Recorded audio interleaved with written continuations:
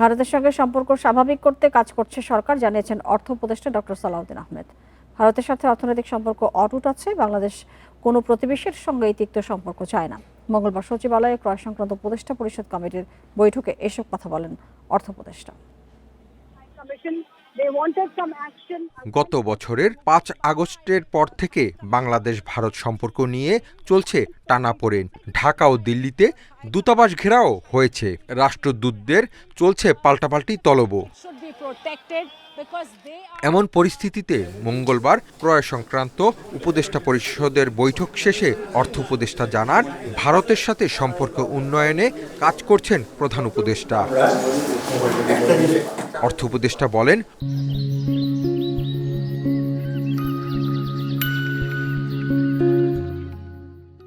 অর্থনৈতিক সম্পর্ক স্বাভাবিক থাকলেও রাজনৈতিক সম্পর্ক উন্নয়নে চেষ্টা চলছে।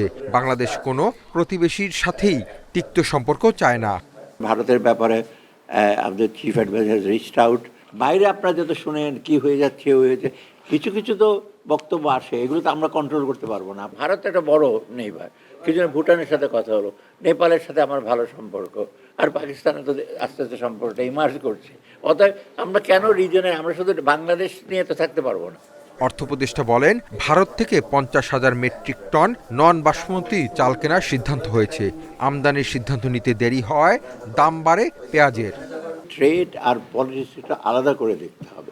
ওইখানে ডিপ্লোম্যাটিক অনেক কিছু থাকবে, ডিপ্লোম্যাটিক আপনার নাইস সিটিজ আছে, অনেক সেন্সিটিভ, কিন্তু আমার ট্রেডটা তো কমপ্লিটলি আমার এই যে ভারত থেকে যদি চাল না আনি, এখন আমি যদি ভিয়েতনাম থেকে আনতে যাই আরও 10 টাকা করে বেশি লাগবে, আমি এই জন্য ভারতে চটেতে ওখান থেকে আনবো না। আমরা পাকিস্তান থেকেও ৫০,০০০ মেট্রিক টন আতপ চাল আমদানির অনুমোদন দেওয়া হয়েছে।